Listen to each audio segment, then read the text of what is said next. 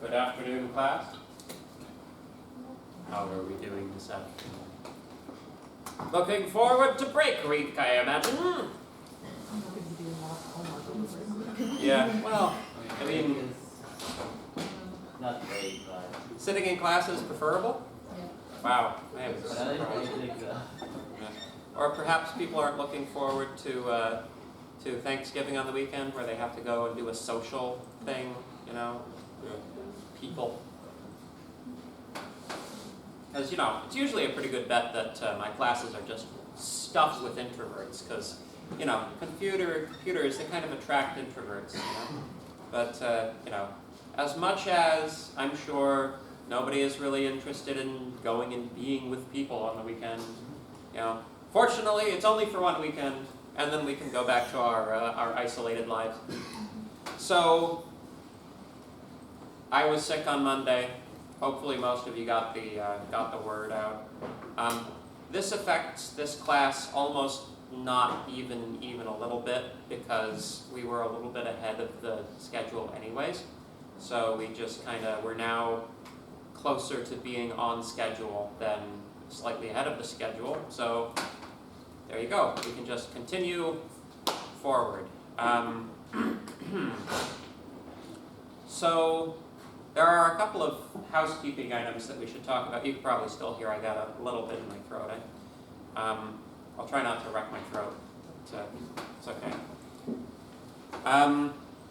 Couple of housekeeping items. Number one, I have chosen to call the event that occurred last Thursday a super strike. Everybody I've used this phrase with knows exactly what I'm talking about, so that means it's a good phrase, right? So we had this thing last Thursday where, you know, it was quite the event. I saw a few people there. How many people got to witness it in person? Yeah. For those of you who didn't come in, that was wise. There were over 100 picketers. I heard that they bussed them in from as far as Fanshawe, which is in London, which is an hour and a half's drive, so pretty impressive. Also, their numbers were being supplemented by the Steelworkers Union, allegedly. At least some of them were carrying flags to that effect. What's the plan? Basically, it should be your habit at this point to check your email or Canvas or check something before you decide to make the journey into campus. You should do this every day. You should not let your guard down, particularly those of you who have to travel some distance to get here. You know, I can imagine there were probably a few people who had made the hour and a half journey from Mississauga or something like that, only to find campus completely blockaded, which let's just say it's not a great start to your morning, right? Yeah, they sent the note out like half an hour before classes, and I was already most of the way here, so it just made a 3-hour commute for nothing. Yeah, well, I mean, the whole point of it is to be inconvenient to everyone, right? But just like they are attempting to be more disruptive, they have increased the level of disruption that they are seeking to do. A thing which I personally think might be, if it's not going to be happening like yet, this might be a thing that they eventually come to the realization of. Because you know they're hitting different colleges every day, right? Like I think Monday they hit Conestoga. You know, you can kind of watch the local news for all of these various college towns to see when they're getting hit with it. If they really wanted to mess us up, they just do every Thursday. Right? Which means basically, you know, no labs can run on a Thursday for our databasing course for the rest of the semester. That is a possibility. right? Hopefully it won't come to that. If that comes to that, we're gonna have to come up with some kind of contingency, because, well, I should probably talk about databases in the databasing class. So I'll put a pin in that for the time being. What is also possible is that one of those things happens while we are to have a midterm, right? Because there were some classes that had midterms on the last Thursday when they did that. If it happens during a midterm, we will reschedule the midterm. Obviously, we won't hold the midterm if there's a super strike. Fair enough? Yeah, okay. Hopefully that puts your minds at ease. You're not required to be on campus when campus is in fact closed.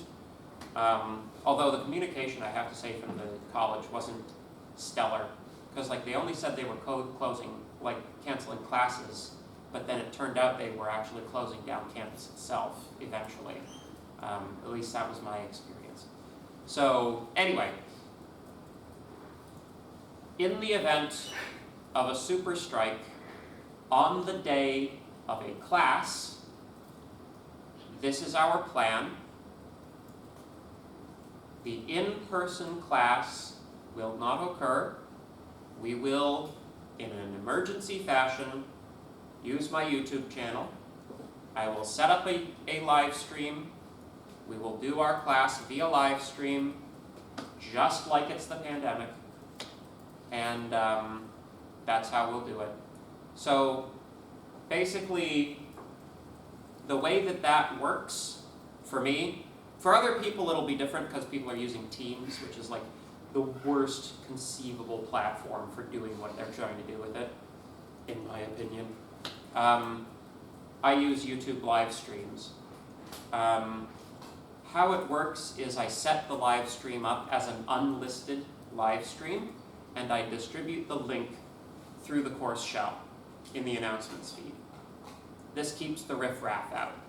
Hi riffraff, keeps you out riffraff. In the past I've had problems with people griefing in the chat. Basically, the live chat is the way that you interact with the class when it's in that format. I try to make it a little fun. I do polls and stuff. But in general, that's where we're at. Fair enough? Very good? All right. We are not permanently moving to an online class. And it has been, in fact, a direction that has come down from the Vice President Academic that classes should not be permanently moved online. So, if that does happen for you and your class, you have grounds for complaint to the Associate Dean. So keep that in your back pocket. The classes are supposed to be in person unless classes have to be canceled on a particular day due to a super strike.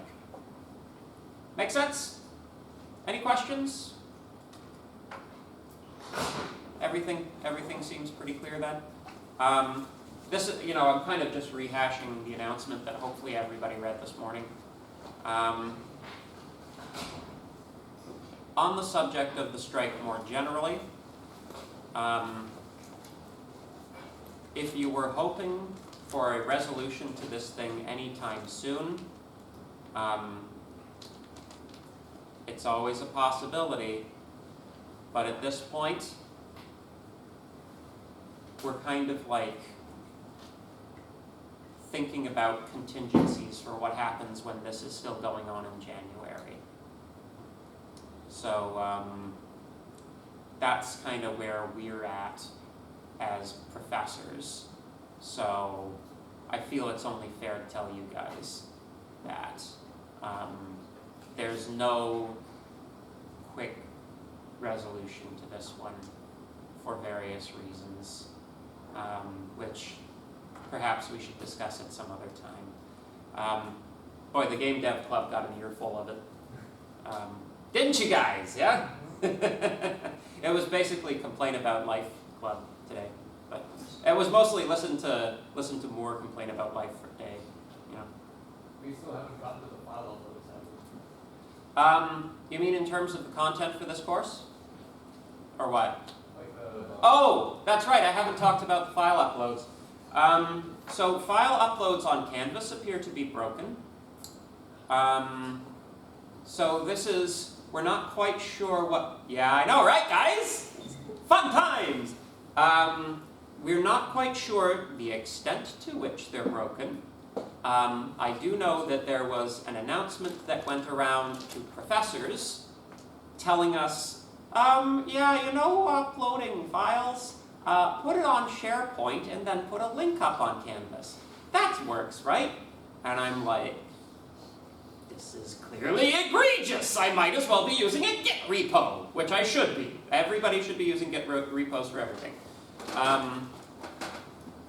And then, you know, while I was like the first guy in the department who realized this and saw this, and I was the guy running around being angry to the rest of the profs, and then like one of the other profs was like, hold on, doesn't that mean that students can't upload files either, like for assignment submissions and stuff? And it turns out yes. Now it's not completely down. The report of the bug that I heard in the field is that what happens is you attempt to upload a file and it just hangs forever on the attempting to upload file thing. It like gives you the spinny arrow of doom infinitely. This is my recommendation. This is what we shall do in this class until this problem is resolved. I want everybody to make 3 attempts to upload in the normal manner whenever you are uploading things. And if on the 3rd attempt you can't do it, email me the files. Email me the files!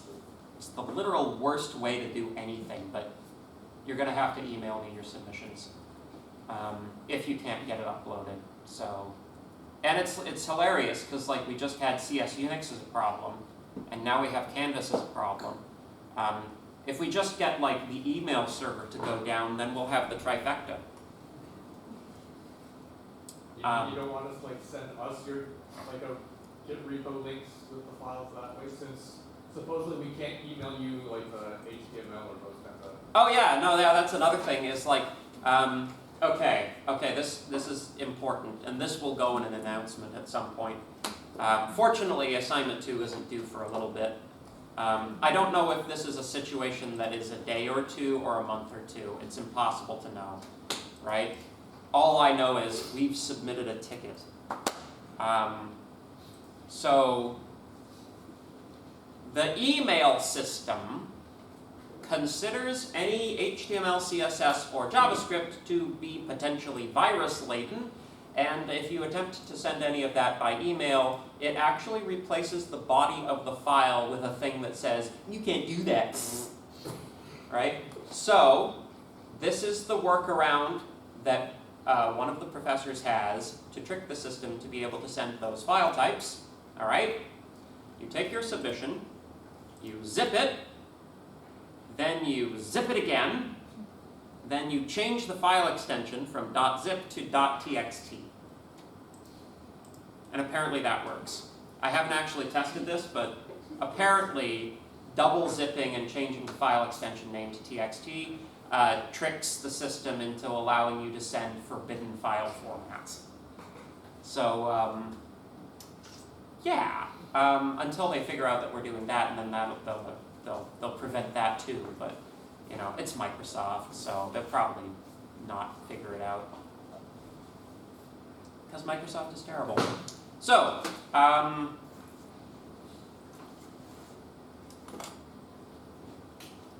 yeah, am I forgetting anything? Oh yeah, the midterm. So the midterm is scheduled for the week after break week. The midterm will be pencil and paper. Many of you I've had before. and many of you I've had for JavaScript and other sorts of things. So you probably have kind of some idea what a test from me looks like. Many of you won't though, because you have never had me before. So basically, it's just a pen and paper test. I don't do I don't do like a booklet. I give you space under the question to answer the things. It'll be a multi-version test. Normally I allow a cheat sheet, so I need to talk to the other professors about that one though, still. So, but I'm fairly influential. I think I can probably convince them. But yeah, most likely we'll have a cheat sheet. Just need to confirm that with the other professors. And yeah, it'll be a pencil and paper midterm.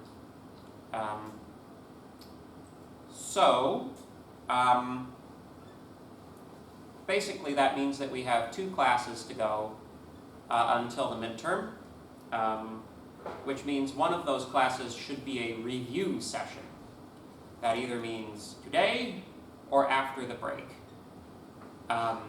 Personally, I'm easy either way. I can do a review for you today. I can do a review for you after the break.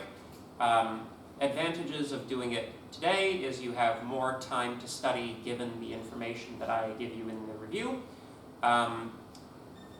Disadvantages, like the midterm is still fairly far away and most people won't be studying for it until the week of anyways, even though that's not the way you're supposed to study.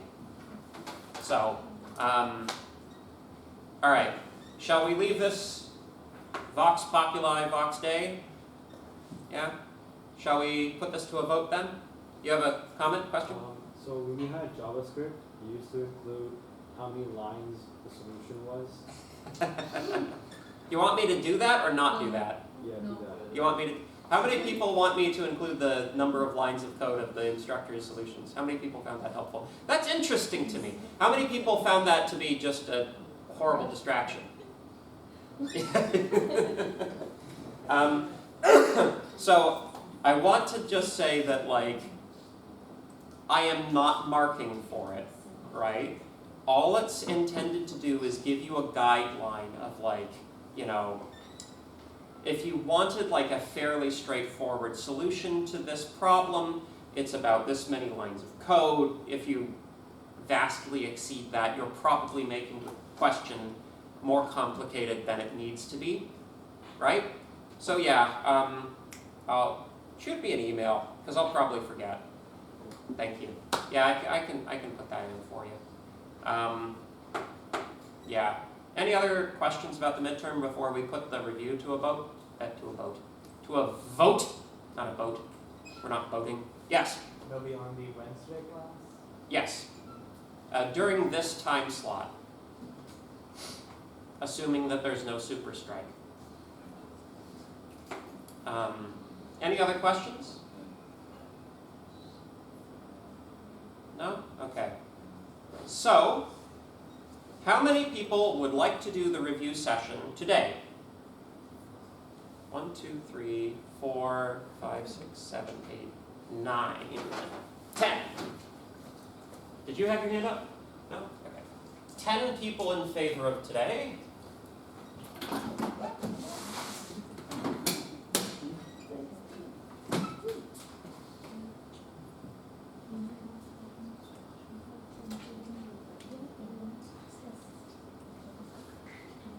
How many people would like to do it the Monday after you come back from reading week? By show of hands, please. 1, 2, 3, 4, 5, 6, 7, 8, 9. Ooh. All right.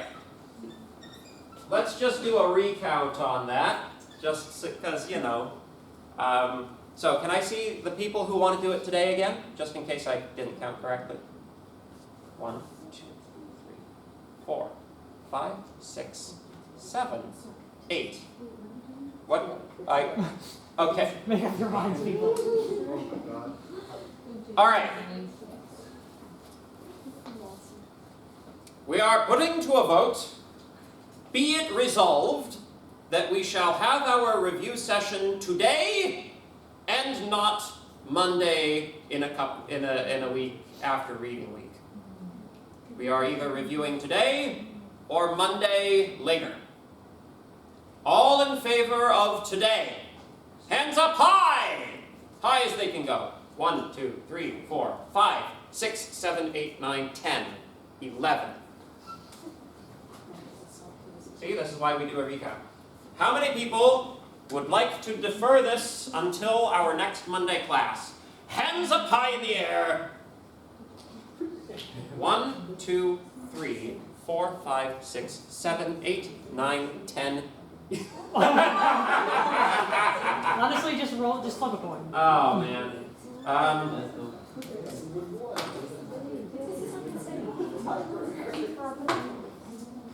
We'll make the decision. We'll make the decision the way everybody, using the best random number generator, right?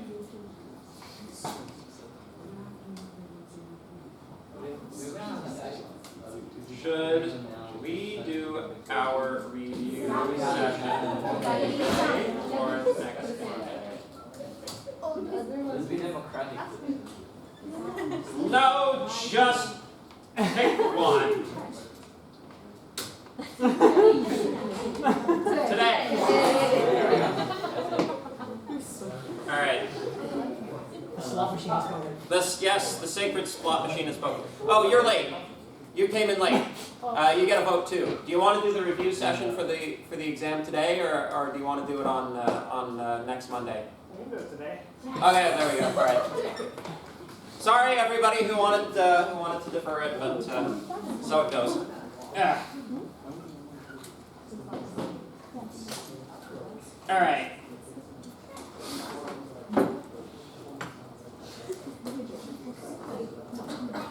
Yeah.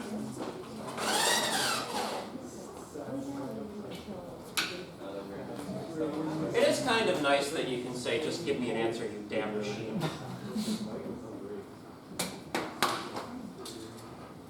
All right. So, review then. Oh man. I've been scheming in the background. I have a very exciting new back-end process for generating exams now. It's basically I've got a bash script that'll permute the questions, so I can generate literally a different test version for every single one of you if I wanted to. But it kind of increases the marking problem, so probably we're going to do 4 different versions for you guys. This kind of has the same energy as a guy in a torture dungeon, explaining to the prisoner what kind of tools he has to use. Good. That's the energy I was going for. So, all right. So PHP midterm review. Topics. I always like to start this way. What do you think's going to be on the test? File reading. File reading. Yeah, yep. Yep. Anything else? Input validation. Input validation. Very good. Yes. Input. Actually, I have to say something about. I have something to say about that topic before I go one single step further. So I don't know if this is an artifact of the stupid chatbot, but there was a disturbing trend that I noticed in the submissions for assignment 1 that I had never noticed before. You know filter input, the filter input function. Any idea what happens to that thing when you only use 2 arguments and not 3? Look it up in the documentation. You don't have to, I'll tell you. So, the third argument is what? Anybody? Yes? The filtering method. Yes, the method that you're filtering it with. You know, filter, validate, int, filter, sanitize, special characters. The number of people who used sanitize string on assignment 1, it blew my little mind. Because I was so many times in class, Don't use it. It's deprecated. Don't use it. It's deprecated. What does like 1/3 of the people on the assignment do? Use the deprecated method. Come on, people. Listen to me when I speak. I'm speaking for your benefit. So, I was very disturbed to find that not a majority or anything, but like a handful of people called filter input with no third argument. And when you do that, it uses the following. Filter unsafe wrong. That's its default value. Now, why that's the default value, I'm sure PHP has some reason for it or another. But if you look that thing up in the documentation, it says this filter does nothing. It is not a filter. It does not filter anything. It is called unsafe, right? So using filter input and not providing the third argument is even worse than just directly doing the XSS attack, because you're giving yourself the illusion of safety where there's in fact no safety. So I was like, I think on the assignment I was like, well, I'll give you a couple of marks, but because like you did use some of the right words, but like that.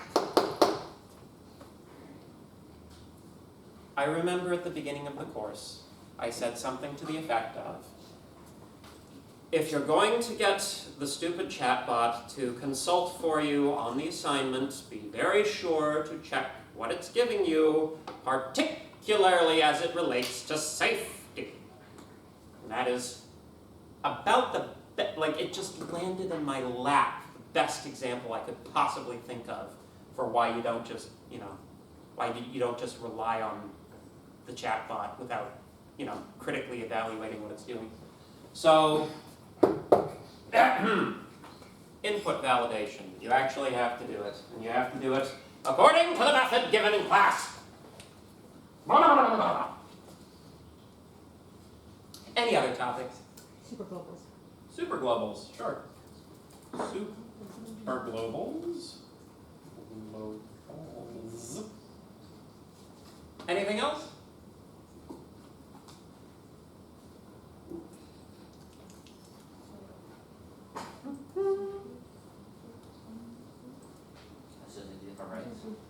Associative arrays is a good one, yes. Associative arrays. What else you got for me? The stuff people always miss is like the week 1 and 2 material when they're considering what to study. And often it's even the most important stuff to study. So, yeah. Control structures? Control structure. I'm going to bundle that under language topics, right? So, like, PHP, how does that work?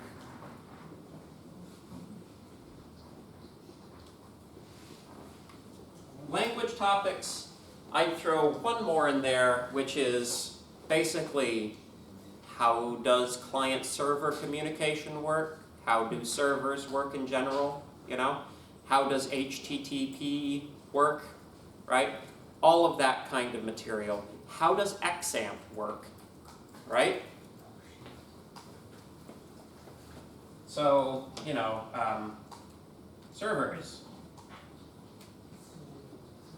How do they work? Do you have any sneaky ones about like typing? Oh, absolutely, there'll be sneaky ones about typing. That is under language topics, though. I don't even consider that sneaky. You should know what the typing system. You should know how the typing works in languages that you're working with. Although the questions can be a little bit tricky. So, anything else? Anything we're missing?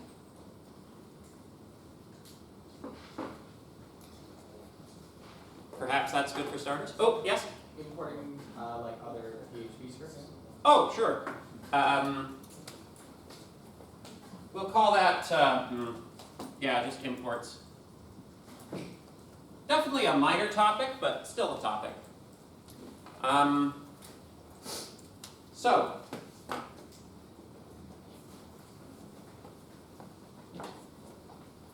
what time is it? Yeah, we got an hour and 20 minutes. So, where to start? Somebody call something out, I'll start there. I don't even care, man. Let's start at the beginning, servers. Start at the beginning. Servers, how do they work? Okay, so, client-server communication. Very, very important to understand.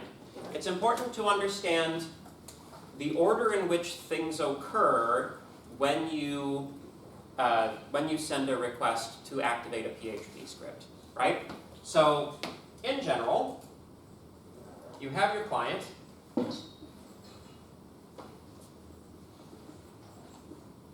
You have your server. You've seen this diagram many times, I'm sure.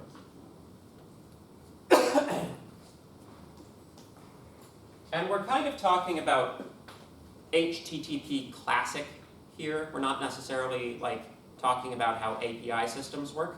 We're going to be discussing that in the back half of the class in this course. So, when I make an HTTP request, what am I requesting? A file. Yes, a remote resource. So, in the case of a PHP script, I am requesting something.php.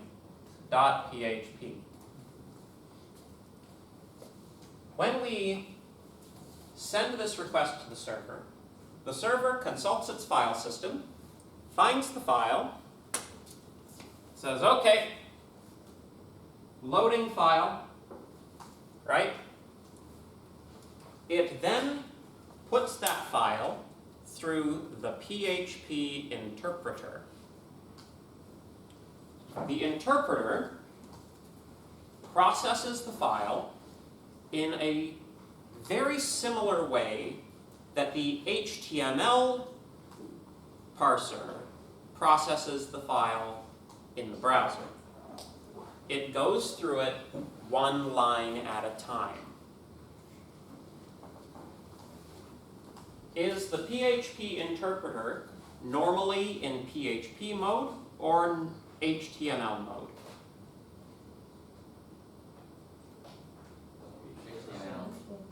HTML mode. Very good. Why? Because usually like PHP, its original purpose was as a modification of a test file, right? That is a good philosophical answer to that question. A technical answer to that question would be, because to run PHP, you have to open a PHP tag, right?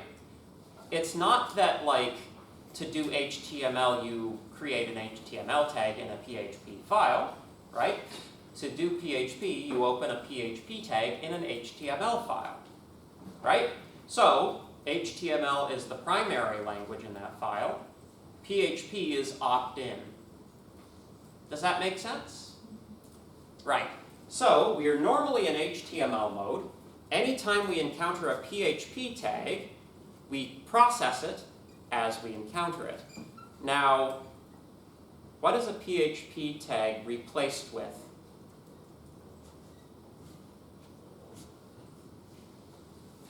Within an HTML file, let's say I have two PHP tags. After processing, what are they replaced with? What text? You're right, but what text? Anything they echo out, yes. Or exceptions. But you know, the exception handling mechanism is also echoing stuff. So, yes. So, a very, very important top-level thing to understand about PHP, it's fundamentally a text replacement algorithm, right? When you encounter a PHP tag, it is executed and replaced in place in the file with whatever it outputs, whatever it echoes. right? So when I have a PHP file that looks like this, h1, no, that's too complicated even. If I have something that's A, PHP echo B, C, after interpretation, this becomes A, B, C as a string. This whole tag is replaced with just that in place in the file. Does this make sense? So this is good because it means that none of our PHP code makes it through to the client. Who can we never trust? The client. The PHP code will often contain important secrets, like what's the login information to our database. If the login information for your database makes it into a client, it's gone. Your database is breached, there's nothing left. You return and there's just a smoldering crater where your database server used to be. Right? Can't trust the client. That's why servers, like a lot of the time with API web applications, the server is kind of just a middleware layer between the database server and the client that does authentication. A lot of the time that's kind of increasingly the case.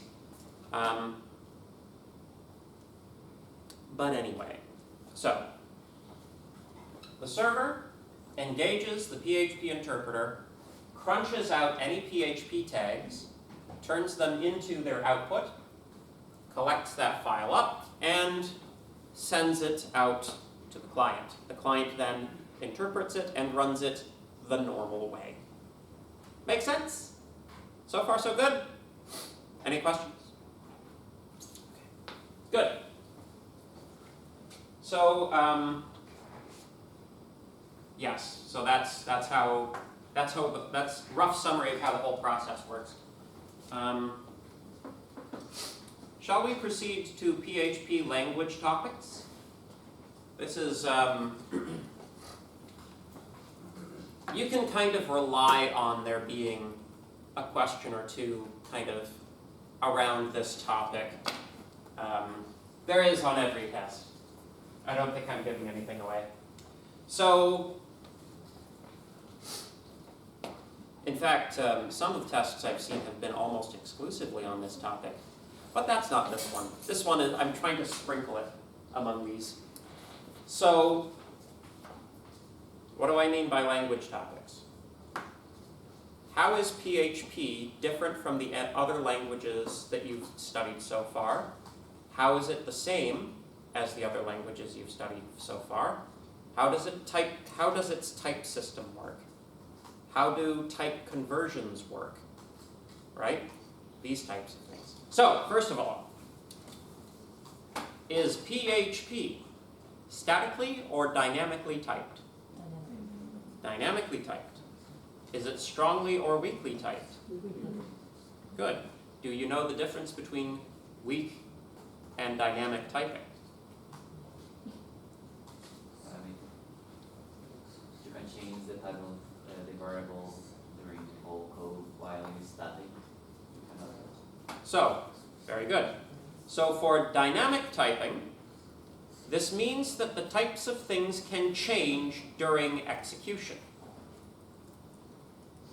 What does weak typing mean? Mix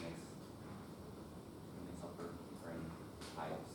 You're going to have to speak a little louder. You can mix different types of variables in the same operation. You can mix different types of variables in the same operation, sort of ignoring the usual flexibility between integers and floats, which exists in pretty much all languages, right? What you have is a language which performs implicit type conversions where types are incompatible, right?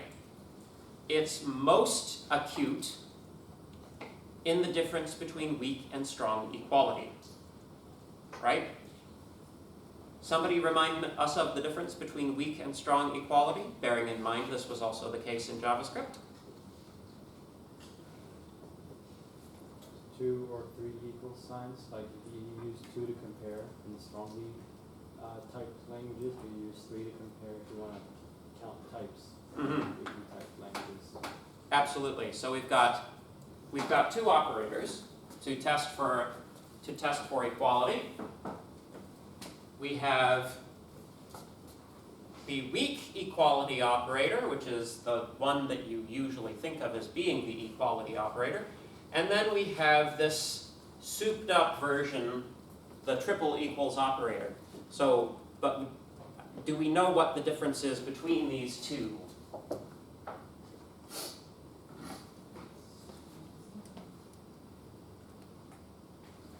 For weak equality, we'll attempt type conversion before deciding if they're equal or not. But for strong equality, it compares their typing as well. If they're not the same type, they're not equal. Well put. So, for example, if I say 5 is weakly equal to the string 5, it will attempt to either convert this to an integer or convert that to a string. It's kind of unclear which one it does. It probably has to do with what order they're in, right? Which is one of the reasons I hate this kind of thing in a language, but anyway. That will come out to be a true result, but if we fed the same comparison into strong equality, that would result in a false, because it considers whether they are the same type first. Nothing can be equal that doesn't have the same type, unless, once again, you're talking about the usual flexibility between integers and floats. Does that make sense? So, just because a language is weakly typed, that does not imply that it is dynamically typed. Small piece of trivia. There is a language that is dynamically typed and strongly typed, and you already know it. You know what it is? It's not JavaScript, and it's not Java. It's no, it's not. It's not SQL. Have to reach all the way back to first semester. It's Python. That's right. So Python is dynamically typed, but it's also strongly typed. So because it doesn't have this, right?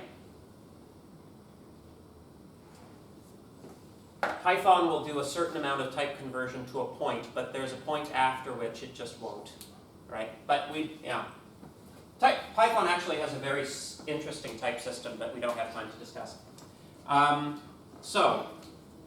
Okay. There's also, like,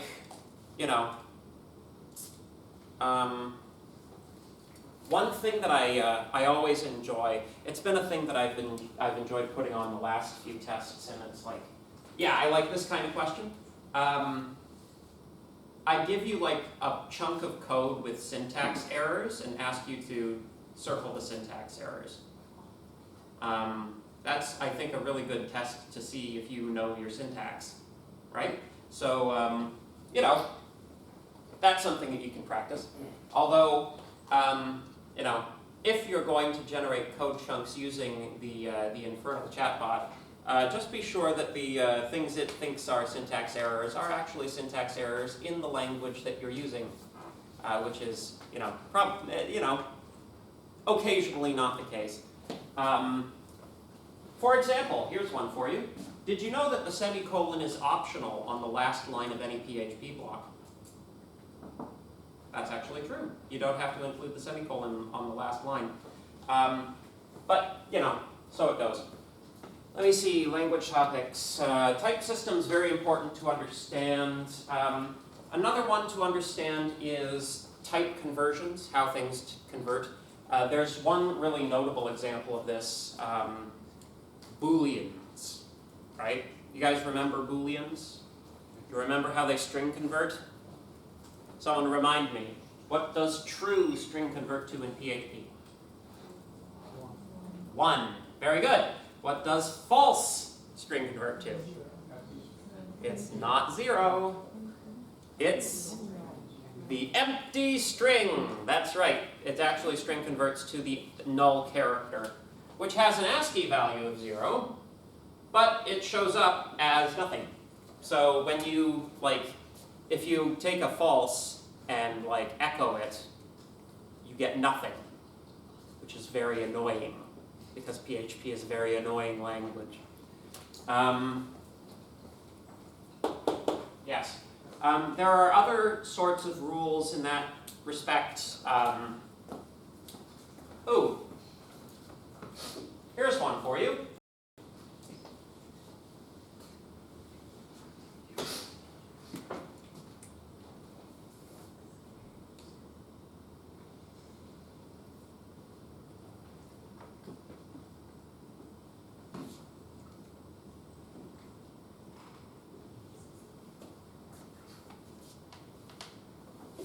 If I were to interpret this as an integer, what would it be?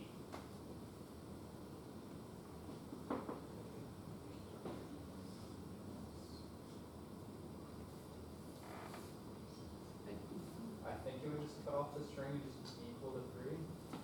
You're right. Yeah. Interpreting this string as an integer gives you 3.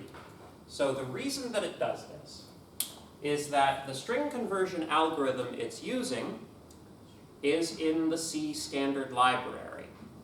And the C standard library function looks for numeric characters until it hits the first non-numeric character, then it stops converting and takes what it has so far.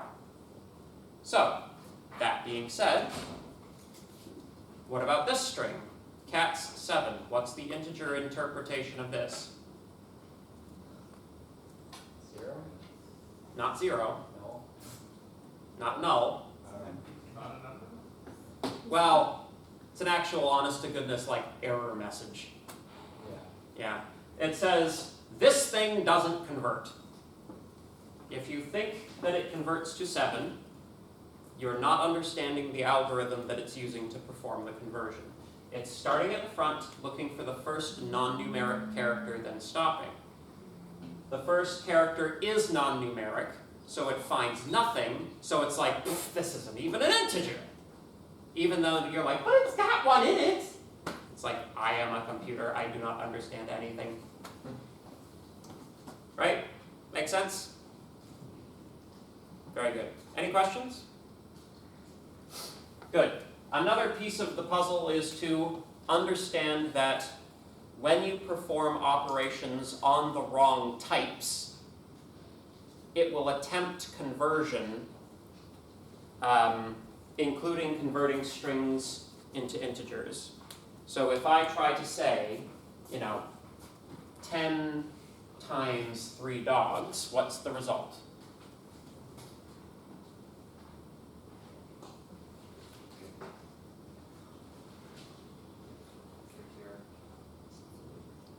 It's not 3 dogs, 3 dogs, 3 dogs, 3 dogs, 3 dogs, 3 dogs.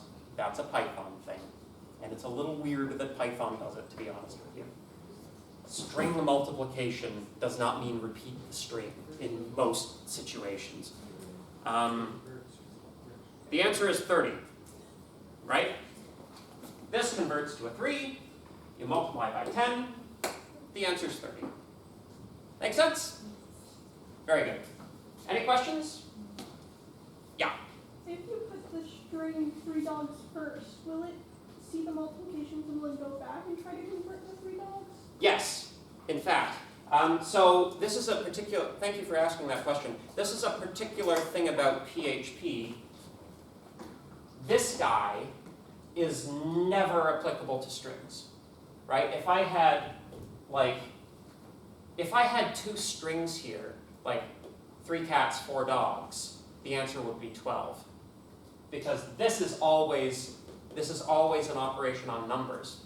The same way that concatenate, which is unfortunately dot, is always an operation on strings, right? So even if you have 3 and 4 as integer values, the answer of 3.4 is 34 as a string, right? So yeah, it will perform the type coercion, but always to match the expected type of the operator. This is one of the reasons that it doesn't overload the plus for concatenation, right? Because then it wouldn't be able to make that decision. So, yeah. Any other questions?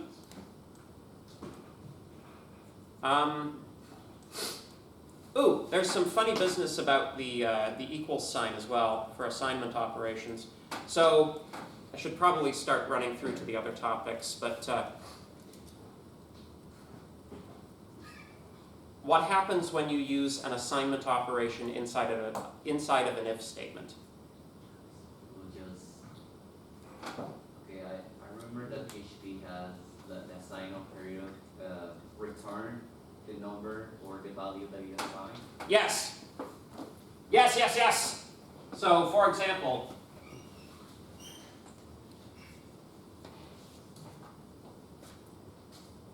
if x is assigned 5, echo 1, else echo 2, does it echo 1 or 2? 1. Because 5 is the assigned value. The return result of assignment is the assigned value. So this is saying if 5. Anything that's not 0 is true, so it's if true, so you echo 1. If this was a 0, what would I get? Right. We get 2. And unfortunately, PHP is the sort of language that requires you to know this sort of thing because the people who program it use these sorts of little tricks and believe that they're being clever by doing so. They're not being clever, they're being obtuse. But, you know, far be it for me to tell people that they're being obtuse. I just teach programming languages for a living, that's all. So, all right, a couple of other topics in there. Short circuit evaluation, write that down. Short circuit evaluation, go look it up. We'll call that done. Superglobals. There are several superglobals that you will have to use throughout the course. Basically, we're doing introducing a new one every 2 weeks or so. The ones that you have to worry about at the moment are as follows. You must know what get does, you must know what post does, and you must know some things about what file does. A little bit, just a little bit. That's the one that we're currently doing, right? Well, do I have to take file uploads off the test?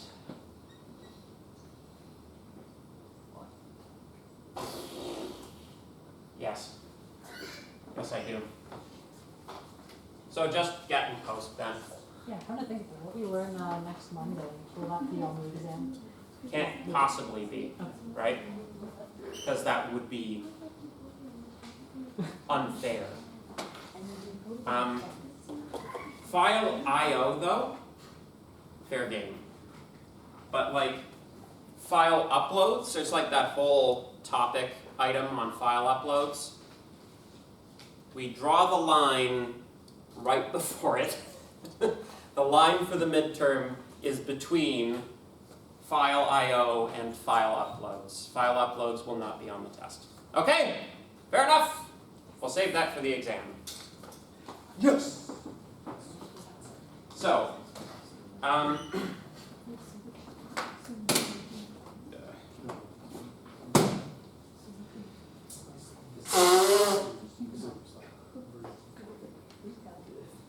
you guys wondered what I kept in there, right? So, so yes, what is get for? Receiving, incoming, Non-encrypted non-encrypted information. query parameters, the ones that are in the URL, right? What about post? What's post for?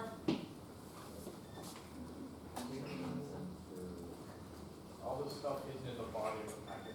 Yes, all of the stuff hidden in the body of the packet, particularly if it's been URL encoded as key value pairs. Sometimes the body is the file or something like that. So it's very simple. If you're in a test scenario, if the question says your input is coming through the incoming post parameter n, for example, then you're like, oh, okay, so post square braces n. Yay! And then I'm like, no! You just did a XSS attack vulnerability. Right? Because we never use these things raw. Never for any reason. Even if you think it's a good idea, it's not. Even if you think nothing could possibly go wrong with this, it can. So, how do we use the values in here? Input validation.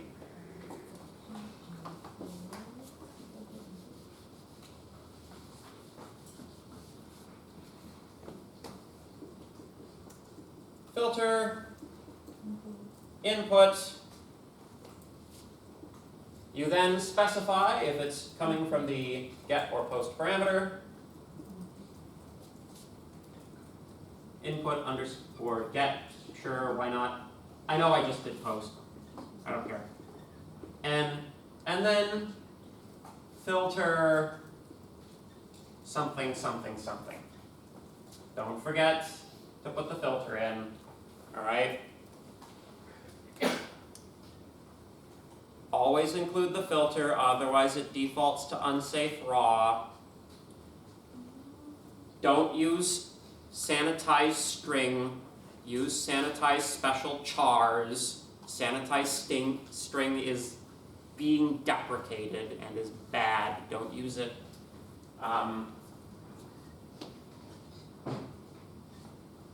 Most of the time, if it's a string, you're using sanitized special characters. If it's not a string, you say filter, validate, some one thing or another, right? This is a rather long line. In the previously, students have asked me if I abbreviate that, would that be okay on the test? And generally, I've said yes. So if you want, you can say, you know, like I get, and then filter, you know, sanitize, special chars, stuff like that, right? I'm okay with you using abbreviations on this, but if you're if you've snuck into my section from another section, your prof might not, so just be aware of that. I don't know if I have any stowaways, but sometimes I pick up stowaways. Certainly, the people online will probably be from other sections in a lot of cases. So, I'm okay with that, other people might not be. It's important to know what the output of filter input is. So, in what cases does it return null? There's not When there's not what? value, like there is not, the parameter doesn't exist. The parameter has never been sent in the first place. The superglobal does not contain it. Very good. What about false? That's only with filter validation, I think, right? That's right. The false output only applies to validation filters. It does not apply to sanitization filters. And the false outcome is when the thing is not the thing you're trying to validate it as being. So if you are saying filter validate int and you get a Boolean, you get a false.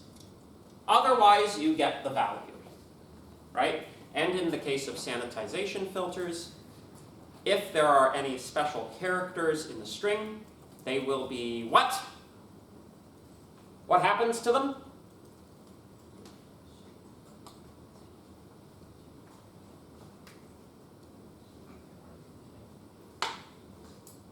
What does sanitize special characters even do? A substitute? That's right! Give the man a cigar.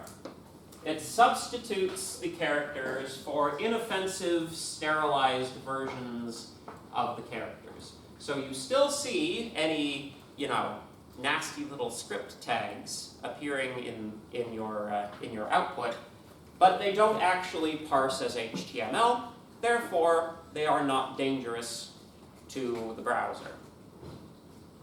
This is opposed to the sanitized string filter, which removes them.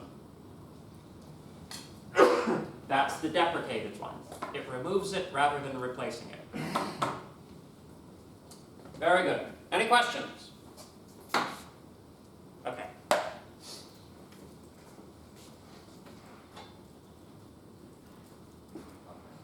Good. So,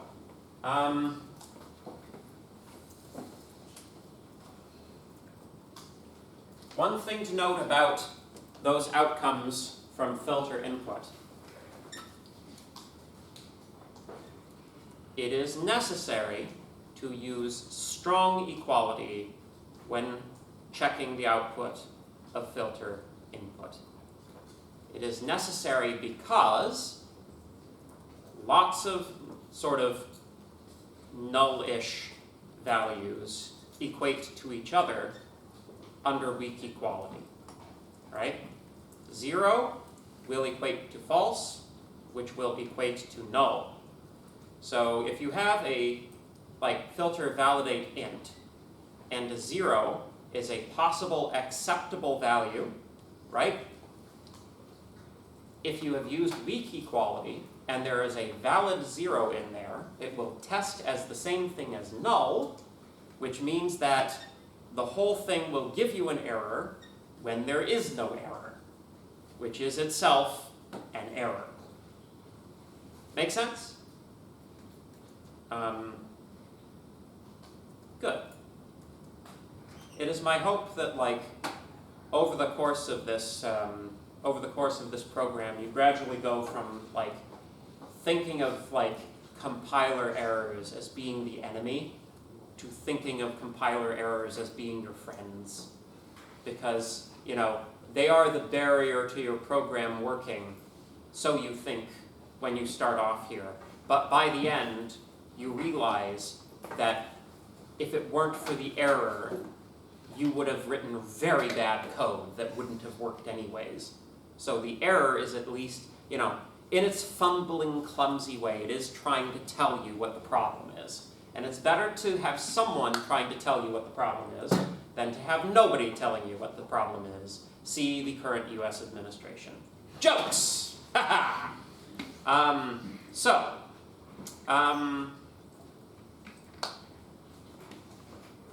Yeah, I think that about wraps it up for input validation. Yeah? Okay.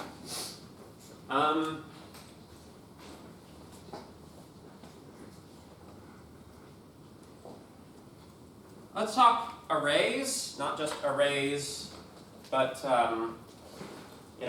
associative arrays and arrays, the whole category. Aggregate data types, as they were. I want arrays. Do you guys want arrays? I know I want arrays. Jokes! So,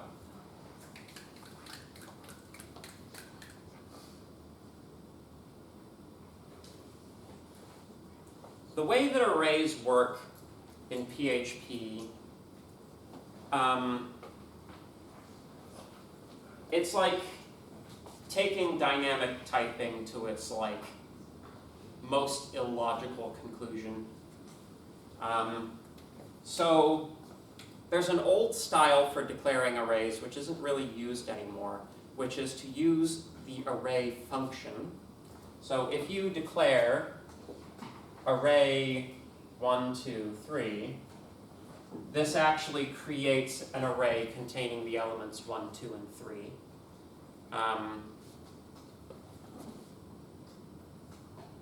That's a regular one.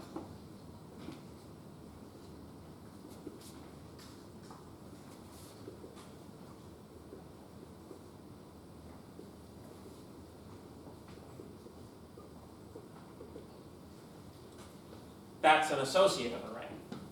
Notice the double-ended arrows, or the double-lined arrows, right? PHP loves its arrows. So you assign these to values.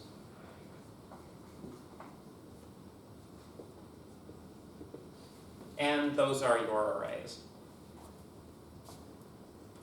So does anybody know what is our append operation in PHP? Array push. Array push, very good. Array push is a very good function to know how to use. Very good function to know how to use.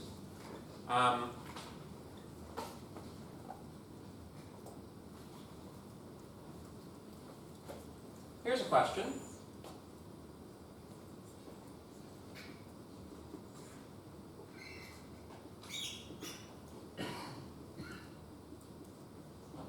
If I run this line of code, what do I get?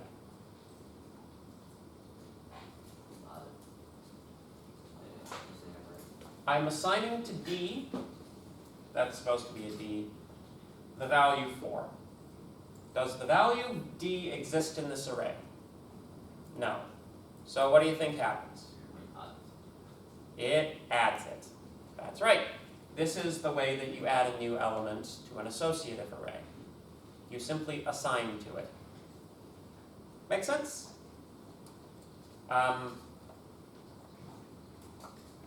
So there's also a function for removing. You guys know what it is? Unset. Unset. Unset A2 at C. There you go.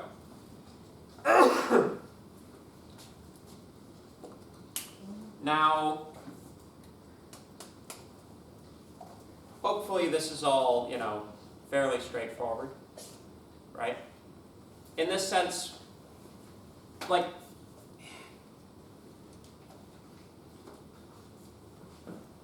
really, I would say you guys should probably cover dictionaries in Python when you take it, and then we wouldn't have to have this discussion now because they're the same thing.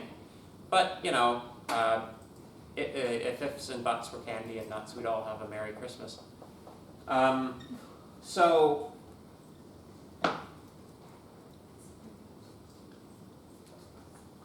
PHP does a weird thing, right? And we did an example of this in class.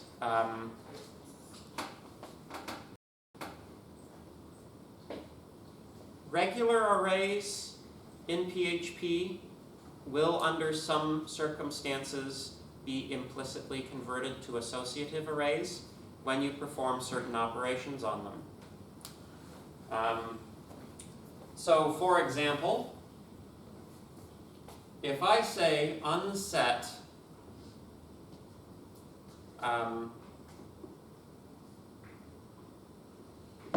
A1 at 2, or let's make that 1, so it's in the middle.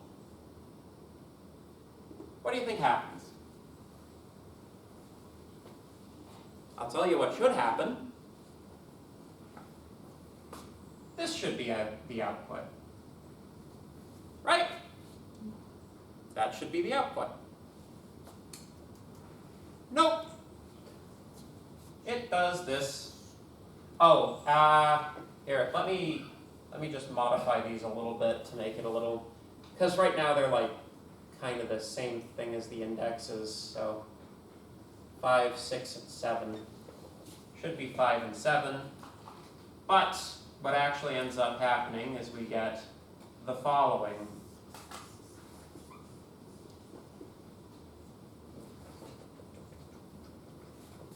We end up with an associative array where 0 maps to 5, 2 maps to 7. So we have an array with no value at 1.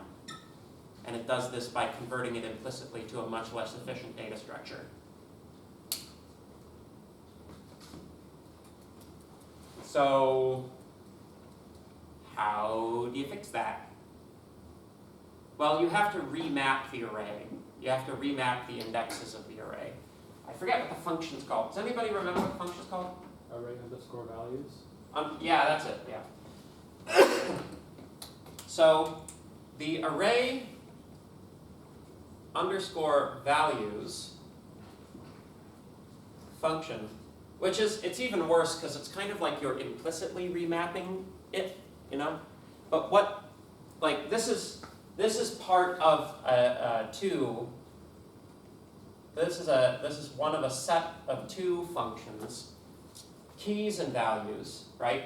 Keys will get you all of the keys, right? And then values will get you all of the values collected into arrays. If you ask for array values, it dumps all of the values into a regular array. It remaps it so that it's back to numerical indices, but good gracious, this shouldn't be necessary. You know, it should just do what you want. So there is, however, a better way of doing this, and that is to use array underscore splice. So splicing in PHP world means removing a subsegment, a subsection of the array of so many characters at such a position. It's very different from what splicing generally means in languages like Python. But just like, again, PHP is a language that hates you. If you use the wrong type of operator on the wrong type of data, it doesn't give you an error. It just assumes that you knew what you were talking about and just soldiers on, despite the fact that you've asked it to do complete nonsense. Right? Hopefully everybody has learned to love Java at this point. You guys love Java? You hate everything else? Yeah, okay. How's C# going? That was a good reaction. Because like C# is like sometimes colloquially referred to as Microsoft Java, right? So, yeah, okay. You know what? I won't ask any further. The camera is running. You know, I wouldn't want anybody to make any incriminating comments about a course that they're taking. That's my job. I've got my own courses. So, yeah. Anything else to say about associative arrays? Yeah? You can't use normal for loops on them, you have to use for each loops. Well, that's not quite true. If you use the array keys and the array values methods or functions to map them onto regular arrays, you could access them using a regular numerical index. But like,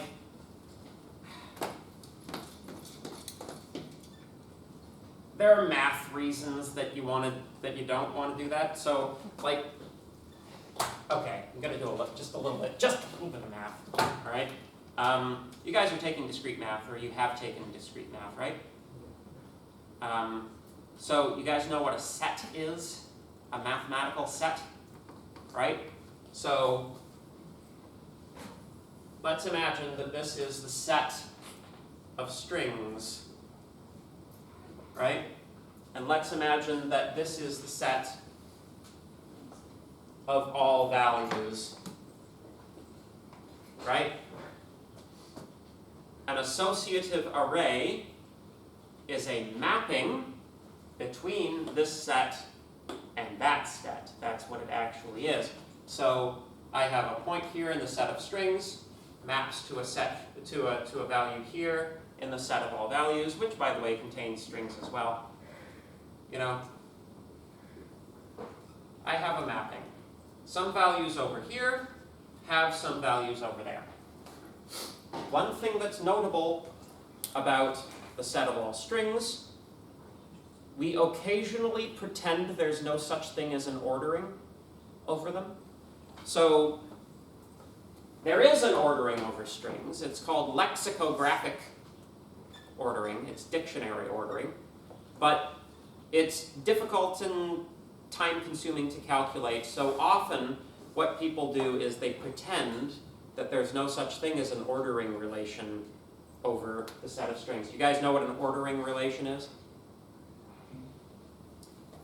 It's a mapping from an element of a set to an element of the same set, which exists if the thing is greater than the other thing and doesn't if it doesn't, right? So if I were to say, like, this thing is an ordering relation, right?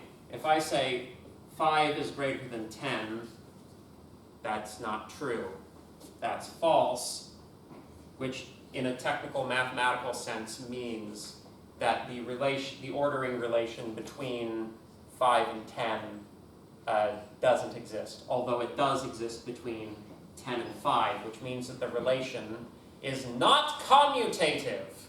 Commutation being the property where A plus B is the same thing as B plus A, right? Oh man, I'll stop. Anyway, that's the actual, like, the idea behind these things is like there should be no ordering implied between the keys. So there's no such thing as consecutive keys in a set like this. In theory, there should be no concept of a numerical index that can go through something like this, right? But of course, this is a computer and everything's numbers. You can coerce it to do that if you want to, right? Because the numbers are yours. They're your things. You must be in control of the numbers. If you are not in control of the computer is in control of you. And one is a good way to live your life and the other is not a good way to live your life.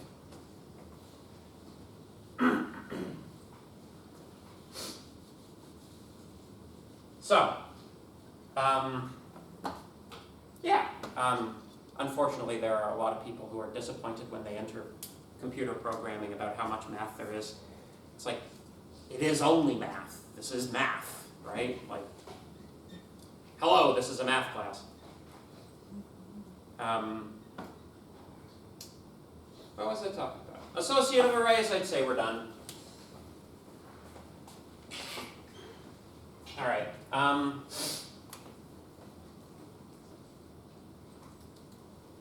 Imports, all right?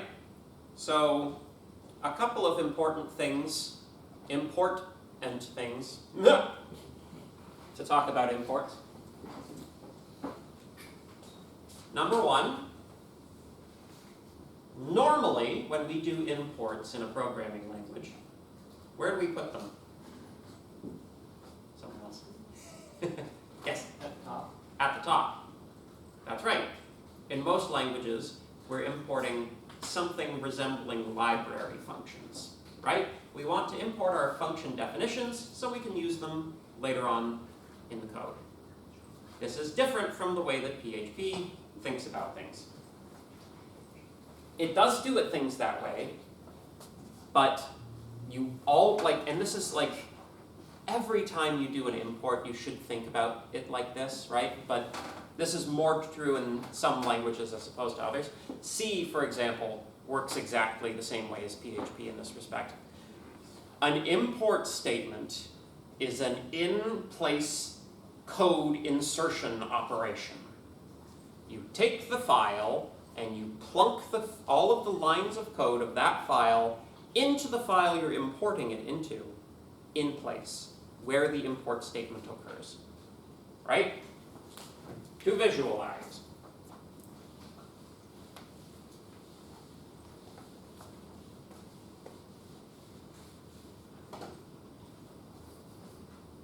If I have a file containing star, and I import heart, right? This is what happens. This line is destroyed, and I get the following.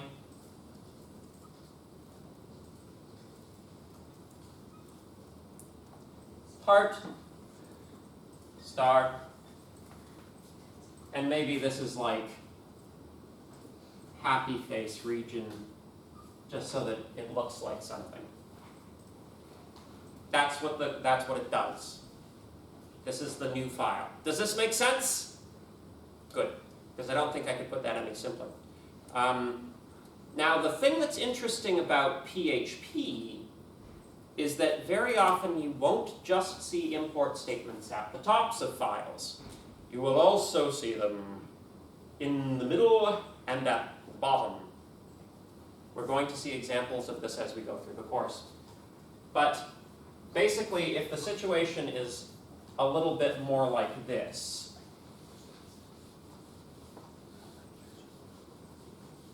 where we have import, we have A, import B, C, right? It expands to A, B, C, right? It doesn't matter, it doesn't automatically put it at the top of the file, it doesn't automatically put it at the bottom of the file, it puts it where the import statement is, right? And this is important because basically later on in the course, A is going to be the controller for an MVC architecture. It's also going to contain model functions. B is going to be part, like, it's really weird, but like eventually will be like, if condition import view A, else import view B, right? Like, we'll be performing imports conditionally on certain conditions, which is, again, something that you guys will never have seen before, but we're going to do it. Which means, like, this will be, like, your actual HTML file, and we will load different HTML files conditionally, depending on, like, you know, what the database says and stuff. So it's like, all of this will be PHP code. The HTML will be in here, right? That's where this is going. Does that make sense? Another thing to understand is the difference between include and require. What's the difference between include and require? One's called one fine, and the other one. So,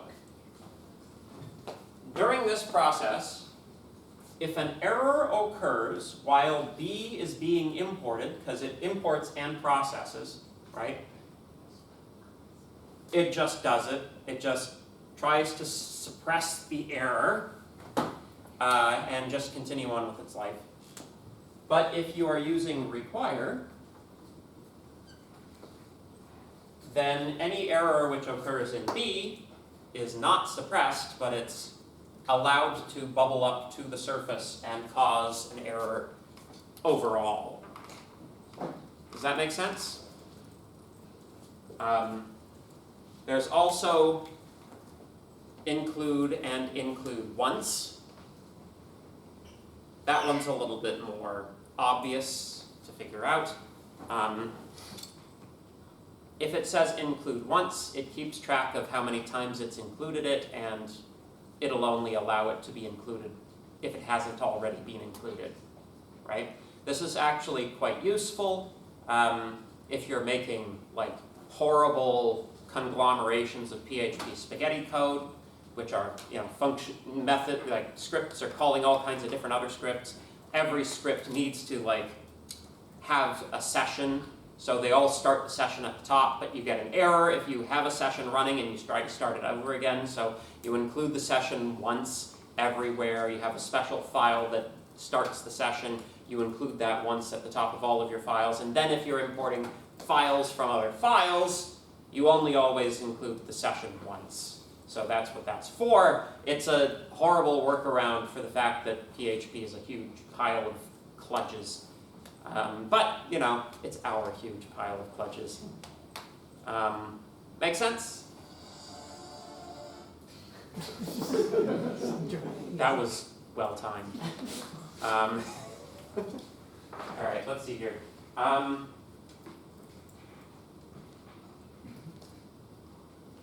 What time? Are we over time for the class? No.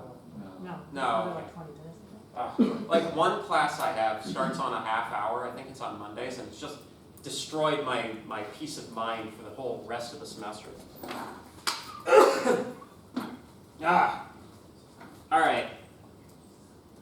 Good. So let's talk about file I/O. Oh, sorry, you have a question. Is there a way to include only functions from a script?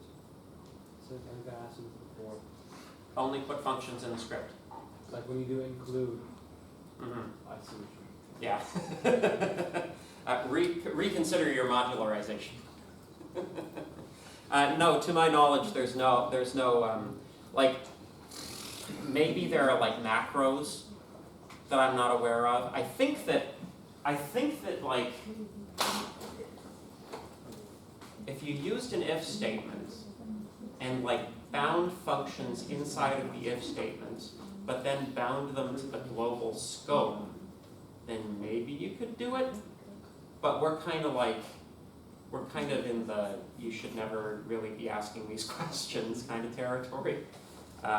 Much easier to just put all of your functions in one file, all of your code you may want to execute in another file, and then import both of them or one or the other of them. Make sense? Yeah, very good. So file I/O. We discussed a few different file formats. Which ones were they? CSV. CSV, Plain text? plain text, and JSON. Yes. Please be comfortable working with all three of those different formats. Sakes alive. Assignment 2. When's assignment 2 due? Because Next weekend. it's due before the midterm. All right. Yeah, it's like next weekend, right after the break is going to be. Yes.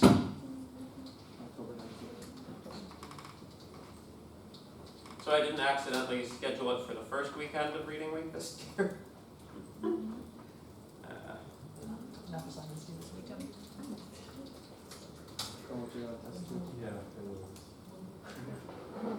Might be worth our time to just go through that one quickly.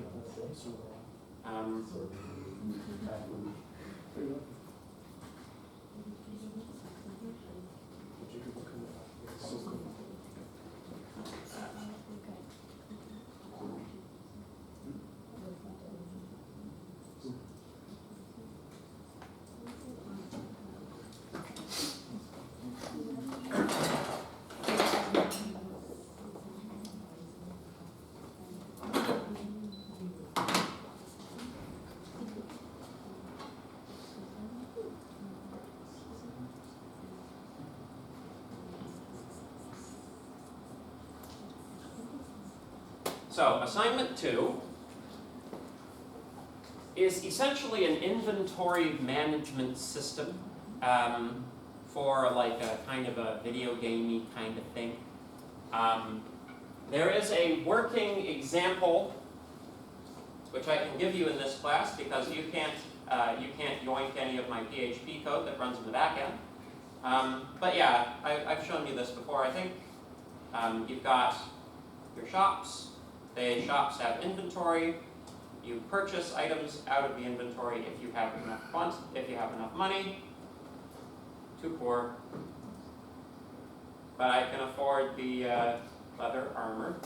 You have your inventory down here. Unfortunately, everything is kind of like, we don't have sessions yet. So a thing that we can't do is manage the player's inventory on the server. The player's inventory is actually being stored in JavaScript on the client. So, if you want, you can actually use the JavaScript console to take a look at it. I can give yourself 99999 gold. Oh, you can do even better than that. So you'll notice a certain amount of debug information is being output to you from like my script, so you can take a look through that. But yeah, if you, what did I call it? I think I called it player gold. There you go. That's player gold is equal to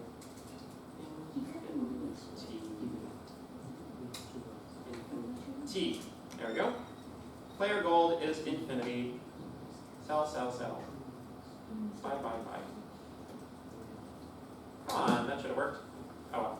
You can just do like, you know, 99999. There you go.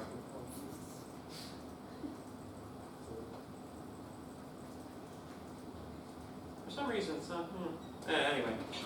Maybe I made it better than I thought I did. But basically, let's talk a little bit about what the PHP scripts are in the back end. All of it is fully specified for you in the assignment document. You will be writing 4 PHP files for this one. Number 1, requestinventory.php. The purpose is to read the JSON file corresponding to the provided parameter and echo its contents back to the client. Don't forget to sanitize. So this one should be like this is the hello world-ish soft intro to the assignment. Just literally get me the right file, right? So if you take a look inside of the zip folder,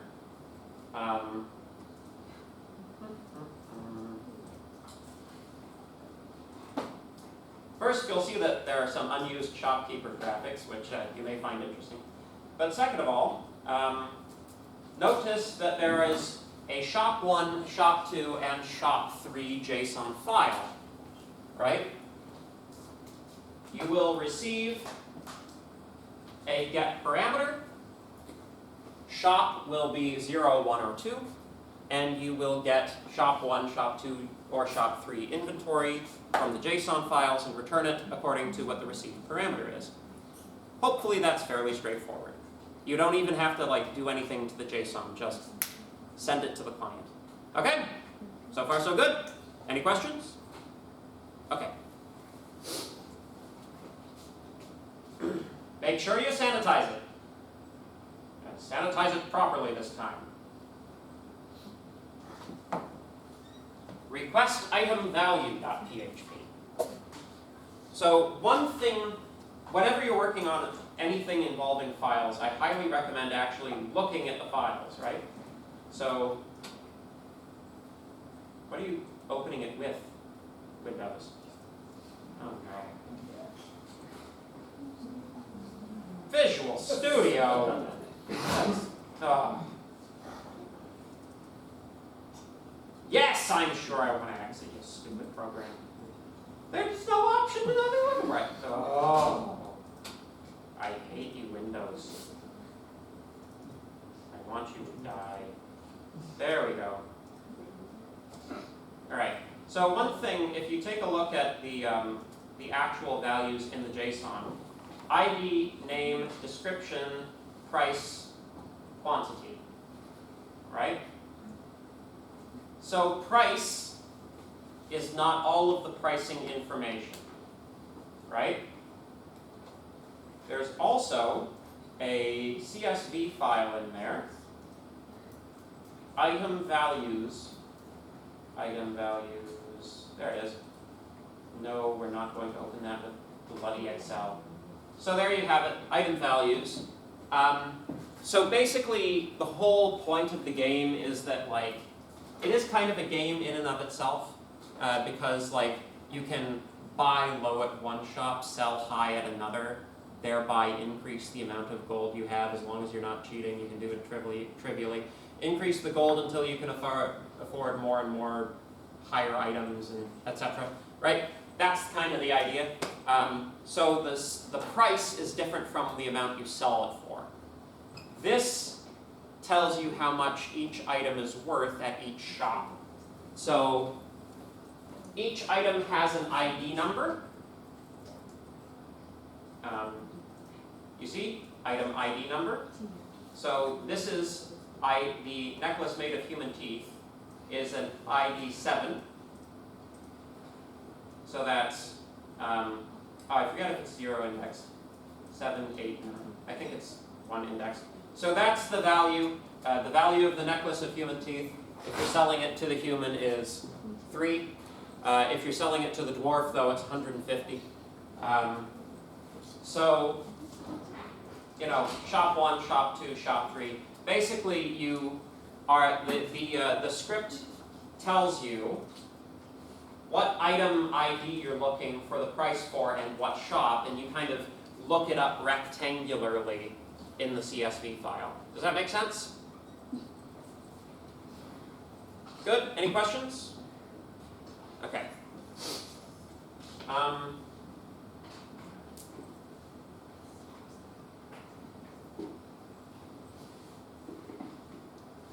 Next we get into the tricky ones. Buy item and sell item. So when you buy an item, it tells you what shop I'm at, what's the ID number for the item I'm trying to buy, and how much gold does the player currently have. It outputs a JSON with the following fields. Success indicates whether or not the person actually was able to purchase the thing. If the gold they have is less than the price of the item, Sorry, I have this at 4 o'clock. oh, okay. Your class finishes by 4, right? Yeah. Well, we'll be out in just a couple of minutes. Yeah. All right. Lost my train of thought. Yeah. So, success message, something for the shopkeeper to say. That is what you can be creative with on this assignment. The amount of gold remaining after the operation completes. The item is the JSON string corresponding to the item just purchased. It's added to the player's inventory, and then the debug parameter. Whatever you put in here will be printed to the JavaScript console. Use that for debugging. All right, but you have to be at least able to send a JSON string with debug in order to get any debug information. I think we're out of time, but you know, sell item is similar, but the difficulty is you're receiving the item as a JSON string in the form of a post parameter. That's like the tricky part here. But it actually adds it to the inventory of the shop. Okay. How we get to databases then? Very good. Very good.